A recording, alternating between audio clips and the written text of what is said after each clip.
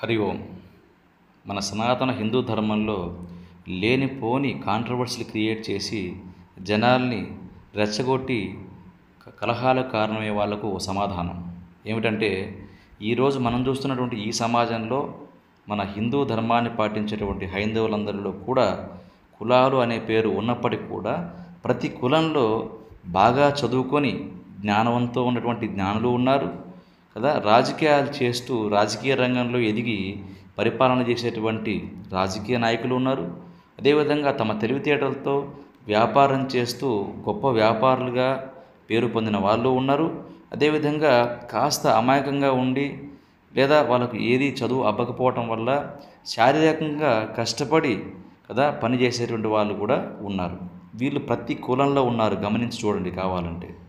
కాబట్టి మనకు వేదమంత్రాల్లో ఒకటి ఉంటుంది, బ్రాహ్మణోస్య ముఖమాసీత్ బాహు రాజన్యకృత ఊరు తదస్య యద్వైశ్య పద్భ్యాగం శూద్రో అజాయత. అక్కడ చెప్పిన బ్రాహ్మణ క్షత్రియ వైశ్య శూద్ర అనేటువంటిది కేవలం వర్ణం మాత్రమే, కులం కానే కాదు. బాగా గమనించి చూడాలి, మీరు బాగా అధ్యయనం చేసి తెలుసుకోవాలి.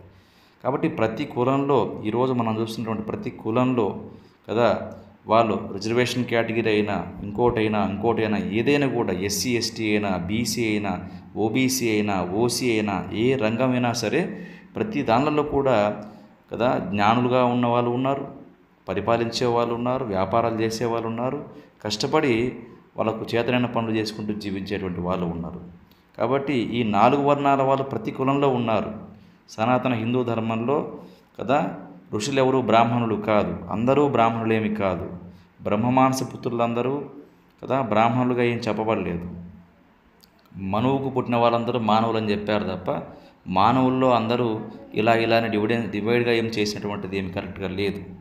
కాబట్టి ఈరోజు మనం చూస్తున్న ఈ సమాజంలో ఎటువంటి గొడవలు ఇబ్బందులు సమస్యలు రాకుండా ఉండాలంటే ఈ కులంలో ప్రతి కులంలో కూడా ఈ 4 రకాల వాళ్ళు ఉన్నారని గుర్తించి సరిగ్గా మసలుకుంటే కదా ప్రతి వాళ్లకు సనాతన ధర్మం ఏం చెప్పిందో, ఎలా జీవించమని చెప్పిందో స్పష్టంగా అర్థమవుతుంది. కాబట్టి ఎవడో వెధవలు గాలి మాటలు మాట్లాడుతుంటారు, మమ్మల్ని వాళ్ళు దుక్కేశారు వీళ్ళు దుక్కేశారు. అరే బాబు, నిన్ను ఎవరు తొక్కలేదు, నిన్ను నువ్వే దొక్కుకుంటున్నావు.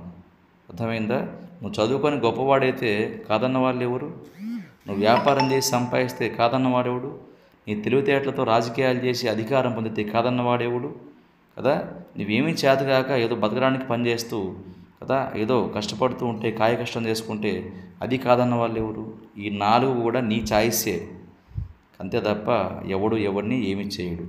బాగా అర్థం చేసుకుని ఆలోచించండి. హరి ఓం.